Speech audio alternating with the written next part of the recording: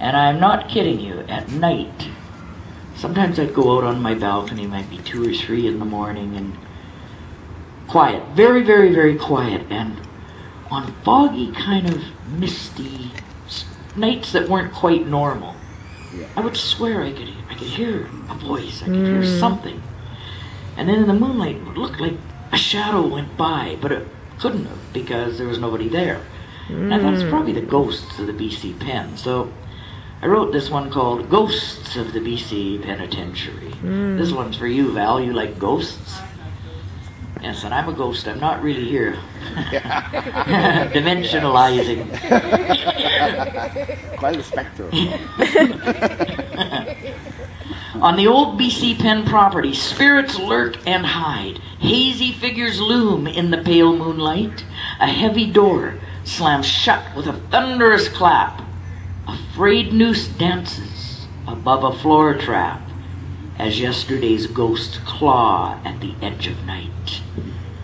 Built in 1878, she was a fortress strong, a bleak home for felons who did the law wrong. Dangerous criminals and career con men bunked in her stone-cold cells time and time again. The BC Pen is gone, but her stories live on. Her tall cement walls loomed large inside this town. This daunting human cage never let her guard down. She stood at full attention, an ominous landmark. Foreboding, gray and dark, harsh, stern and stark. The guilty and innocent mixed in her lost and found. As a youngster, I remember Cumberland Street on hot, sultry days, sweating with the heat. The inmates in groups and gangs toiled in the yard, lined up in the sights of each prison guard, where muscle, shovel, pick, rake, and soil meet. The murderer and thief labored side by side. With leg irons and secrets they were tethered and tied. The prison's concrete walls, streaked and cracked with age, held thousands of prisoners in her steel-barred cage. The BC Pen is gone, but her memories abide. 1976 was the Pen's worst riot date. The East Wing destroyed in this meeting with fate.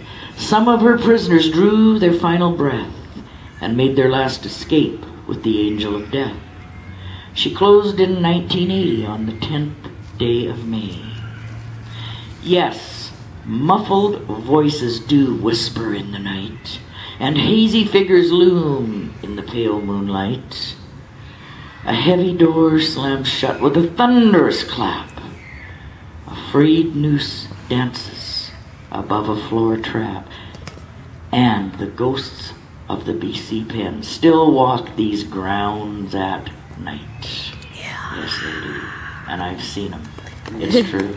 Yeah, one more quick one. This one's another New West. These are 3 New West ones. I usually never do 3 New Westies in a row, but I felt like it tonight. The Outlaw Billy Miner. Oh, I love that one. These parts, folks, he shackled up here for a small time.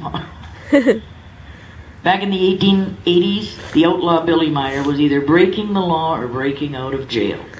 Up in these parts, in the city of New Westminster, he wound up in the BC Pen for robbing CP Rail. Bill spent half his time in New York in the social climbing game, dressed in a 3-piece suit. He used a different name.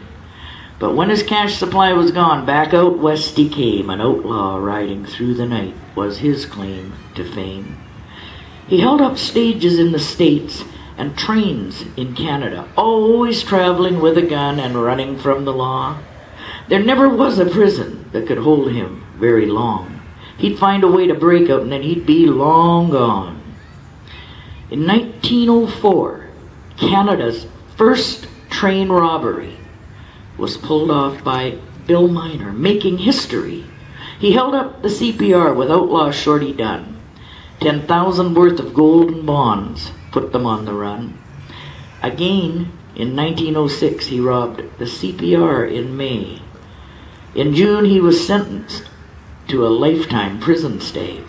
He stood up in court and told the judge, "No jail can hold me, sir." in August of the next year, he'd back up his word.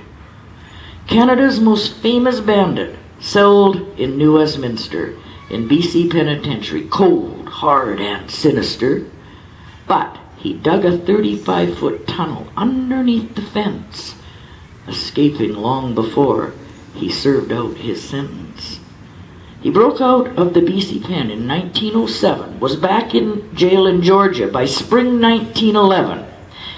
He busted out of Georgia Pen 2 more times, and then, in this life here on earth, he never escaped again. On September 2nd, 1913, Bill Miner drew his final breath and made his last escape arm in arm with the angel of death. Thanks, folks.